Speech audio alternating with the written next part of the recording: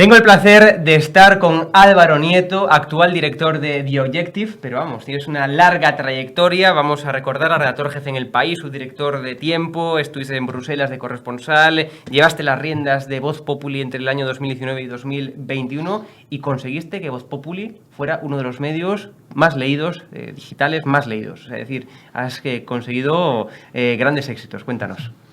Bueno, los éxitos no son míos, son de todo el equipo, porque evidentemente en un medio de comunicación, bueno, primero de todo, muchas gracias por invitarme y un saludo a todos los que nos estén viendo, ¿no? Pero los éxitos no son míos personales. Bueno, yo creo dirigir un equipo en periodismo es difícil. Fuiste director de Voz Populi y realmente, vamos, también tienes mucho mérito, las cosas como son. Bueno, yo creo que tiene mérito en el sentido de que abrirse paso hoy día en un medio de comunicación digital es complicado, sí, porque hay muchos actores.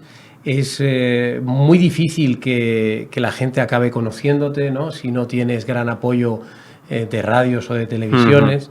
Y un medio así independiente por sí mismo lo tiene muy complicado y por eso tiene mucho mérito, pero precisamente se alcanzó el éxito gracias a que los periodistas que ahí trabajaban y que trabajan, tanto en Voz Populi como ahora los que yo tengo como compañeros en The Objective, son muy buenos y hacen información tan buena que se abre paso sola, no necesita nada más, no necesitan nada más porque la gente está deseando leer cosas buenas e interesantes, ¿no? Tal y como tú comentaste en varias entrevistas cuando hiciste ese cambio de Voz Populi a The Objective, dijiste, tienes la tarea de convertir The Objective en un gran medio digital. ¿Estás consiguiéndolo?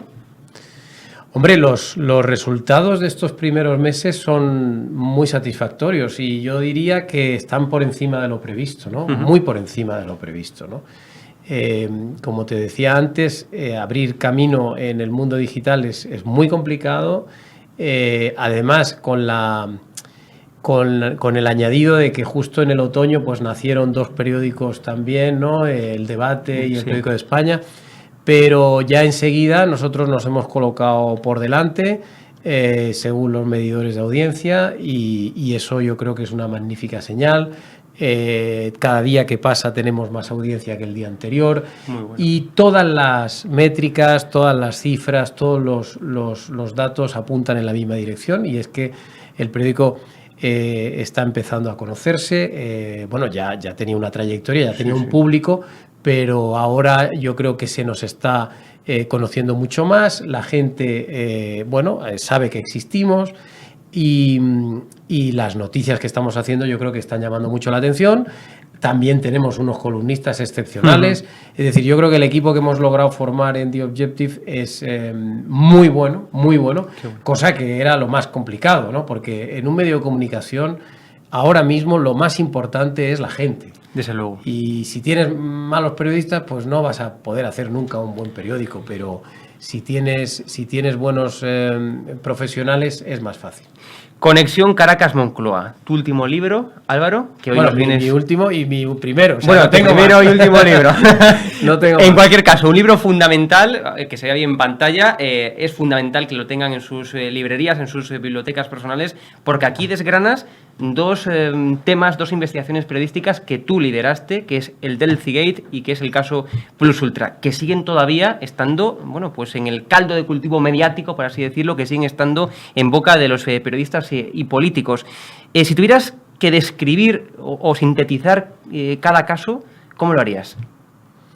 Bueno, yo creo que primero, este libro lo que trata es de explicarle a la gente lo que sucedió, cómo fueron esas investigaciones periodísticas y contextualizar además esos dos acontecimientos, el Plus Ultra y el Delcigate, con mucho más, es decir, contándole a la gente exactamente cómo se han ido construyendo las relaciones entre el Partido Socialista y el chavismo, porque esto viene del gobierno Zapatero y de la época de José Bono y luego pues se ha ido consolidando, ¿no? Entonces, tú dices, ¿cómo resumirías? Bueno, yo creo que el Delcigate es un gran escándalo fundamentalmente porque el gobierno de España demostró muy poco respeto a las normas europeas. Es decir, Delcy Rodríguez estaba sancionada internacionalmente, no podía entrar en territorio comunitario, sin embargo el gobierno permitió que aterrizase.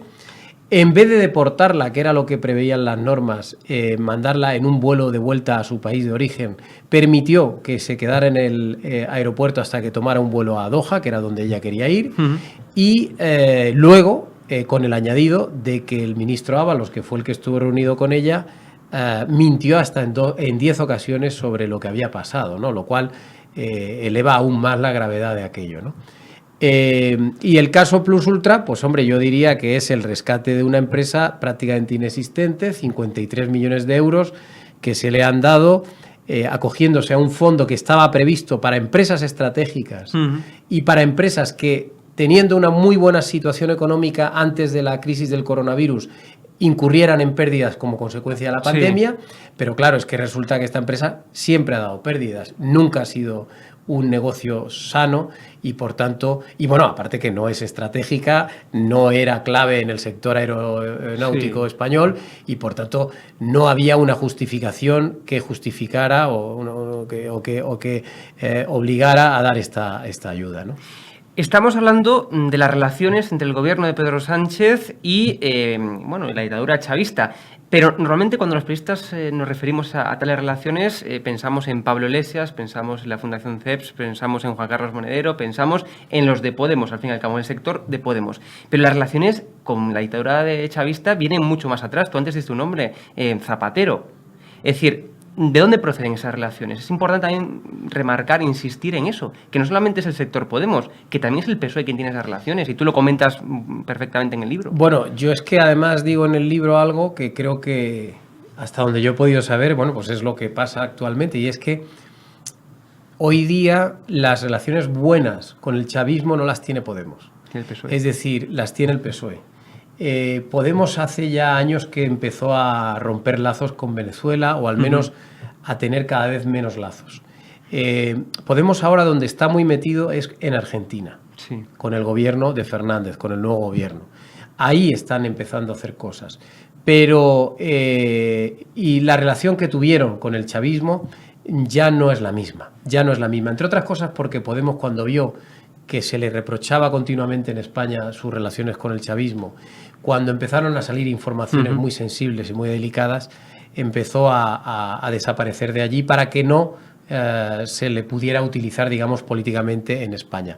Pero eso no quiere decir que efectivamente no estuviera el chavismo detrás de subvencionar y de ayudar económicamente, sobre todo al embrión de Podemos, que fue la Fundación CEPS. Pero respecto al PSOE, las relaciones fundamentalmente hay que recordarle al público que Chávez sube al poder en el año 99, 98, creo recordar, si no me falla la memoria, y es Zapatero cuando llega al poder, en el año 2004, cuando encarga, lo primero de todo, que se prepare una visita de Estado de Hugo Chávez a España. Es una visita que fue en su momento muy polémica. Yo cuento en el libro varios pasajes y ahí es donde empiezan las relaciones, y el primero que empieza a construir las relaciones es José Bono, el ministro de Defensa, que se lleva a Chávez a Toledo, que lo engatusa, que lo intenta enamorar, y efectivamente Bono acaba enviando a un amigo suyo de embajador a Caracas, Raúl Morodo, y acaba cerrando un trato de unas fragatas, que si quieres luego hablamos de ellas porque ahí hay un escándalo tremendo también, y ahí empieza, digamos, a establecerse una serie de vínculos peligrosos y que han acabado, pues obviamente, en múltiples escándalos. El de las fragatas, el de Morodo, el de Plus Ultra, el de Delcy Rodríguez, y otros muchos que seguramente todavía no hemos conocido, pero que supongo que algún día podremos conocer. Vamos ahora a profundizar en ambos casos, en el Delcy Gate y en el Plus Ultra. ¿Qué ocurrió esa noche en Barajas entre Zapatero, entre Ábalos y Delcy Rodríguez? Es decir, ¿es cierto, la pregunta que se está haciendo la audiencia, que es capaz de levitar Delcy Rodríguez? No, Delcy Rodríguez estuvo en España, eso nadie lo duda, y de hecho es muy interesante el auto de sobreseimiento del caso, porque cuando se archiva el caso en España, en realidad se archiva porque entiende el juez que quien tiene que poner la sanción es la Unión Europea, puesto que se ha infringido una norma europea, y el juez da como hechos probados todo lo publicado en su día por Vox Populi y por el equipo que tuve la suerte de dirigir, pero es que además lo que dice ahí el juez con claridad es que por supuesto que estuvo en España. O sea, que pisó suelo español. Bueno, claro, es que es que entre la terminal de vuelos, digamos, VIP y la terminal de la T4, que es donde fue luego a coger el otro avión, hay 8 kilómetros. Es decir, es que no solo que estuvo en las dos terminales, es que recorrió 8 kilómetros. Eso es un aeropuerto un poco grande, ¿no? O una aduana demasiado grande, no sé cómo llamarlo, pero vamos, en cualquier caso estuvo, eso seguro. Y me preguntabas, ¿qué pasó? Pues mira, lo cuento en el libro, en varios capítulos. No. Porque hay que insistir a la audiencia a que lea el libro. Que lo compren. Pero sí que es cierto que yo cuento aquí, además doy datos, porque eso sí que yo he tenido luego la oportunidad de... Porque aquí está contado lo que hemos ido publicando, pero también hay una labor de investigación. Es decir, yo he hablado con determinadas personas para poder completar al máximo posible la historia, ¿no? Es una historia... Es verdad que inacabada, porque yo creo que de este libro habrá que hacer más versiones en el futuro para terminar de atar todo, ¿no? Pero lo que sí que está claro es que Delcy Rodríguez iba a venir a España y estuvo preparando su viaje durante bastante tiempo. Es decir, que nadie se engañe. Delcy Rodríguez no vino de repente en ese avión porque se le ocurrió. Ella estuvo preparando la visita durante mucho tiempo. La embajada española era consciente de que iba a venir a España. El gobierno también. Hombre, claro, el gobierno lo sabía. Claro que lo sabía. De hecho, iba a dormir esa noche en España, entre otras cosas. Que no era una recepción de Ábalos, como decían, porque era muy amiga. No. Esto, evidentemente, estaba preparado. El gobierno lo sabía, Pedro Sánchez lo sabía y estaba todo pensado. Se informó previamente, y lo cuento en el libro, y además cuento cómo cuando están volando, como siempre pasa, hay una comunicación, digamos, entre el avión, digamos, y los ordenadores de Barajas, y ahí llega la información de los pasajeros y saltan las alarmas porque son conscientes ahí los policías y guardias civiles de que está viajando en el avión una persona que no puede entrar. Y en ese momento... de nuevo, pues efectivamente saltan todas las alarmas y el gobierno ve que no va a poder entrar en España, que a pesar de lo que algunos probablemente le hicieron ver a Delcy Rodríguez, de que sí que iba a poder entrar, de que no iba a haber problemas, y estoy apuntando más bien a Zapatero, pero aún así el gobierno ve que la policía no va a mirar para otro lado porque han saltado las alarmas y eso es intolerable. Claro. No se puede dejar pasar a alguien que tiene prohibida su entrada. Entonces ahí es donde ya Ábalos no se ve en la tesitura de tener que ir allí y se reúne con ella dentro del avión, también fuera. Cuento ahí todo lo que pasó. No sabemos exactamente de qué hablaron, pero algo gordo tuvo que pasar esa noche y algo importante tuvieron que abordar, porque lo que sí que demuestro en el libro es que España, el gobierno de Sánchez, que había mantenido hasta ese día, el 20 de enero de 2020, una posición de firmeza respecto a Venezuela y respecto al régimen chavista, es decir, siguiendo la estela del gobierno Rajoy, siguiendo la ortodoxia europea, bueno, pues desde ese día el gobierno pasa a tener una relación muchísimo más amigable con Venezuela. A la semana siguiente no recibe Sánchez a Guaidó, que está de gira en Europa. Que fue muy polémico. A las pocas semanas deciden destituir al embajador español en Caracas. Luego deciden echar a Leopoldo López de la embajada, que estaba allí alojado, y le dicen que ya no es bienvenido y lo obligan a irse. Y cuando Leopoldo consigue finalmente huir de Venezuela y llegar a España, ni siquiera el gobierno es capaz de recibir en el aeropuerto, enviar algún emisario a recibir a Leopoldo López, un tipo que ha sido un preso político, un preso opositor, una figura simbólica de la oposición en Venezuela, un tipo que ha estado durante meses en la embajada española alojado y que de repente llega a España y el gobierno completa la espalda, ¿no?, a este señor, ¿no? Eso no se entendió en otros países europeos. Fue una posición muy polémica por parte de España, que si además luego vemos el plus ultra, 53 millones y tal, y otra serie de cosas, nos llevan a pensar que efectivamente el gobierno ha cambiado. Y de hecho, otra prueba del cambio es que Zapatero, que hasta enero de 2020 era un tipo que pesaba más bien poco en el gobierno, porque el ministro de Exteriores, que era Josep Borrell, no le hacía ni caso, pues de repente se pasa a convertir Zapatero en el asesor principal del gobierno en materia venezolana. Y esto, claro, esto ya contamina todas las reuniones, porque Zapatero está muy estrechamente vinculado al chavismo, es amigo personal de Delcy Rodríguez y está metido en muchas cosas muy raras. La pregunta del millón que te harán siempre es, ¿había maletas? ¿Había oro dentro de las maletas? Bueno, ¿sí a ver, no? vamos a ver, maletas claro que hubo, lo hemos contado nosotros, Claro. Es decir, había unos 40 bultos que se bajaron del avión, se introdujeron, como contábamos nosotros, en un vehículo de grandes dimensiones que estaba esperando en la pista de aterrizaje. Y salen las maletas del aeropuerto sin ningún control, sin someterse a ningún control policial. Como si fueran valijas diplomáticas. Como si fuera valija diplomática. Sí. Y lo que también tenemos contrastado, porque se publicó en su momento, es que las maletas no regresaron al aeropuerto, ni cuando Delcy continuó su viaje a Doha, ni cuando el vuelo donde ella había venido inicialmente desde Caracas continuó su viaje a Turquía. Es decir, en ninguno de los dos vuelos que se produjeron al día siguiente fueron las maletas. Por tanto, tiene toda la pinta de que se quedaron en España. ¿Qué llevaban las maletas? Bueno, esta es la pregunta que a mí me hacen todos los días varias veces, ¿no? Pues mira, no lo sabemos porque no las hemos abierto. Claro. Pero es verdad que circuló la teoría del oro.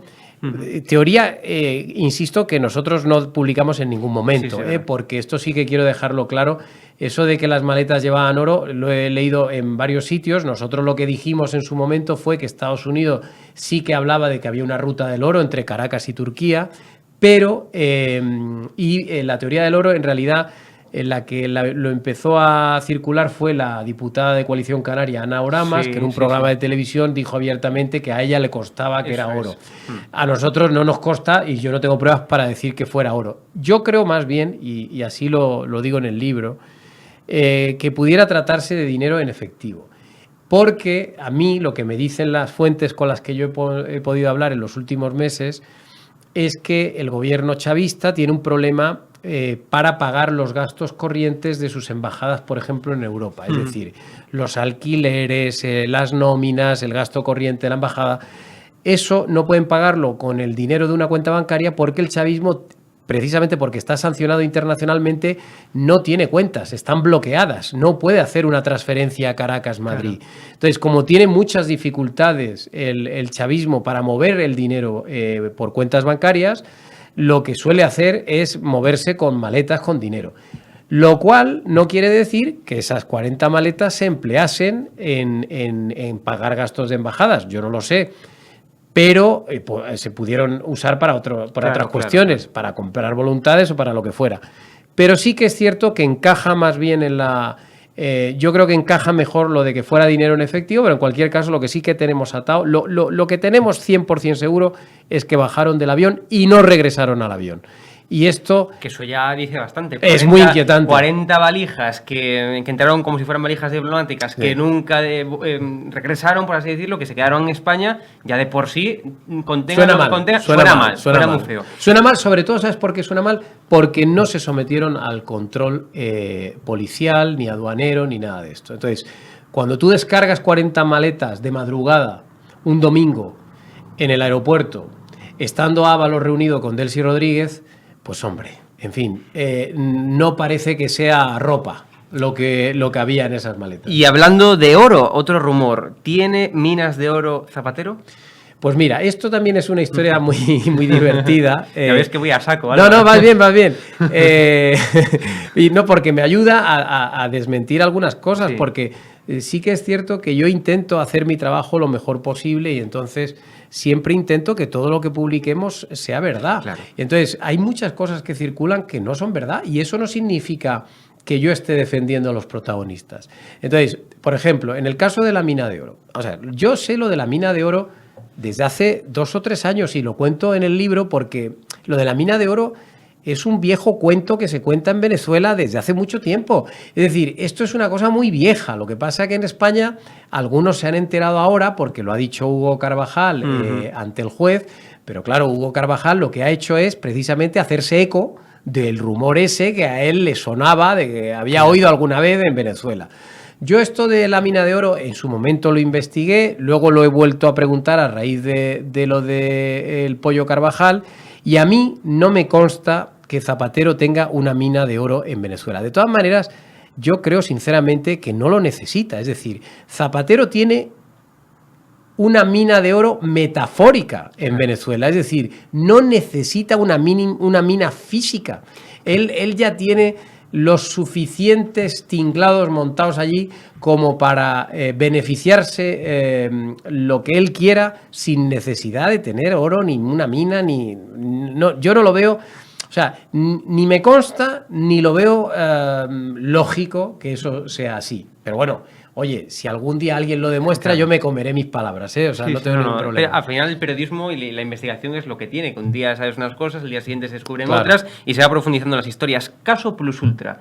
¿Con cuál versión de Ábalos te quedas, si es que te quedas con alguna? No, las versiones de Ábalos son del Delsigate las 10. Sí. Ah, tú me preguntas del escándalo Plus Ultra. Sí. Bueno, vamos a ver, en el escándalo Plus Ultra lo que tenemos es el rescate de una empresa. En la decisión del rescate participa todo el Consejo de Ministros porque se aprueba en Consejo de Ministros. Pero inicialmente la decisión la toma la SEPI, sí, con representación de 4 ministerios, ninguno de ellos el de Ábalos. Pero sí es cierto que se toma esa decisión de rescatar a Plus Ultra usando 4 informes, sí, 2 de los cuales están elaborados o estaban elaborados en el ministerio o en organismos relacionados con el ministerio de Ábalos. Entonces, es evidente que Ábalos ahí, en fin, algo tiene que ver. Si encima tenemos en cuenta los precedentes del Delsigate y lo que ha pasado después, que es que una vez que ha dejado el ministerio, Ábalos, una de las primeras cosas que hizo en verano fue irse a Guinea Ecuatorial y estaba casualmente en Guinea, que no es que sea Roma, París o Nueva York. Sí, sí. O sea, se fue a Guinea el día que se autorizó la ruta Malabo-Madrid para Plus Ultra. Oye, qué casualidad. O sea, yo no sé si es una casualidad, pero ya es casualidad que el ministro Ábalos, después de dejar el ministerio, claro, se vaya a Guinea, supongo que de vacaciones, a Guinea, el día que autorizan la ruta Malabo-Madrid. Hombre, no sé. Todo esto me suena horriblemente mal y lo que me parece increíble es que haya tan poca gente interesada en que se investigue. Es decir, ¿por qué este permanente interés de algunos en tapar las cosas? Es decir, recuerdo que en el caso del Seagate y en el de Plus Ultra se llegó a plantear la apertura de una comisión de investigación en el Parlamento para investigar ambos casos y las 2 veces se ha tumbado. ¿Y qué hacen los partidos, por ejemplo, los aliados del gobierno, que tanto hablan de la izquierda, que tanto se quejan de que hay ayudas para las empresas, de que hemos rescatado a la banca, de que las empresas siempre son beneficiadas por el gobierno? Bueno, ¿y por qué te quejas tanto unas veces y luego cuando el gobierno rescata con 53 millones a una empresa que no se lo merece, ¿por qué no eres capaz de abrir una comisión de investigación y de investigar exactamente a dónde ha ido ese dinero? Porque es tuyo también. Claro, y no solamente los políticos, esto, la doble vara de medir que se suele decir siempre en periodismo, también hay muchos medios de comunicación que tratan de silenciar estos casos, y yo no te digo por presiones del gobierno, sino también por la competencia que existe entre los medios de comunicación, que es brutal. Les cuesta mucho siempre profundizar en investigaciones de otros medios de comunicación o nombrarlos o contar esos casos de investigación. Pero sin embargo, claro, hay casos que se vuelven mucho más mediáticos y que tienen mucha menos relevancia en términos o de corrupción o de chanchullos, y otros casos que dices tú, esto es que es muy grave. ¿Por qué no se hace más mediático? Bueno, yo no creo. Bueno, puede haber un poco de celos entre medios y tal, no lo voy a negar, porque es verdad que a veces pues somos demasiado, en fin, no sé cómo calificarlo. El sector del periodismo hay mucha gente. No, el sector del periodismo no es precisamente un sector muy solidario, por eso, ¿no? por eso. Pero yo no creo que sea tanto eso como que los medios, digamos, más próximos a la izquierda, sinceramente creo que a veces usan una vara de medir distinta. Eso está claro. Si el escándalo afecta a Sánchez que si el escándalo afecta a Ayuso. Yo lo veo estos días con el tema de la presidenta Ayuso, lo veo clarísimo. Vamos a ver. Probablemente el hermano de la presidenta sea un jeta, probablemente, yo no lo niego. Es decir, y creo que hay que investigar lo que ha hecho, los contratos y tal. También es cierto que era un señor que llevaba toda la vida haciendo eso, es decir, que se dedicaba a traer material sanitario. La Fiscalía dice que hay poco, muy poco por donde tirar. Yo no niego eso, pero fíjate, es un escándalo que como máximo ya hemos sabido que alcanzaría los 280.000 euros. Muy bien. Mucho, sí. Pues resulta que Plus Ultra, 53 millones de euros. Pero es que durante la pandemia, como también contamos nosotros en su momento, el Ministerio de Ábalos, a través de Puertos del Estado y a través de Adif, dio a dedo millones y millones a empresas completamente desconocidas, sin experiencia ninguna en el sector sanitario. Empresas que fueron constituidas unos meses antes y luego cogieron el dinero y volaron. Es decir, hay una cantidad de chanchullos, todos publicados. Bueno, o el caso Playboy, por ejemplo. Claro, reciente. pero todos publicados. Quiero decir que si nos ponemos a mirar los contratos, vamos a mirarlos. Pero, hombre, me parece increíble que unos medios hayan tapado el Plus Ultra 53 millones de euros y ahora estén obsesionados con 286.000. Bueno, también es cierto que quien más está obsesionado con ese caso es el propio Partido Popular, que fue quien lo destapó. Bueno, efectivamente. Los más obsesionados con el contrato de Ayuso es la propia dirección. Esta es la gran paradoja. Claro, esta es la gran paradoja. Yo insisto, no niego, y yo no descarto que el presidente de Isabel Díaz, que el hermano de Díaz Ayuso sea un jeta y a lo mejor ha cometido ilegalidades o irregularidades. Habrá que investigarlo. Yo creo que eso hay que mirarlo. Ahora bien, el Partido Popular, hombre, vamos a ver, puestos a investigar, puestos a contratar un espía, si crees que hay que contratar un espía, hombre, por lo menos espía a Ábalos, espía al gobierno de Sánchez, que tienen millones y millones gastados durante la pandemia, que se han perdido por el camino y que todo huele horriblemente mal. Pero no te pongas a espiar un contrato de 200.000 euros de tu presidenta. El poder lo que tiene. No me quiero despedir, Álvaro, sin preguntarte por Baltasar Garzón, que es otro actor clave, es otra persona importantísima que aparece en tu libro y que tiene grandes relaciones también, evidentemente, con la dictadura chavista. Y esto y me alegra mucho que me preguntes por el juez Garzón, porque este ya es un escándalo destapado por The Objective, es decir, este es un escándalo ya destapado en mi etapa en The Objective. Porque yo voy a seguir haciendo este mismo tipo de periodismo. Claro. Yo lo que publiqué fue la orden de contratación de PDVSA, la petrolera pública venezolana, en donde se autorizaba a contratar al bufete de abogados del señor Garzón y Locat por un montante de, me parece que eran 8 millones y medio de euros, para diversas gestiones en España, pero entre ellas, ahí ellos escribían literalmente coordinarse con la Fiscalía Española, ¿no? Esto es una cosa increíble, porque hay que recordarle a la gente que la fiscal general del Estado, Dolores Delgado, es la actual pareja de Baltasar Garzón. Parece que aquí hay un pequeño conflicto de intereses, o al menos algo poco estético.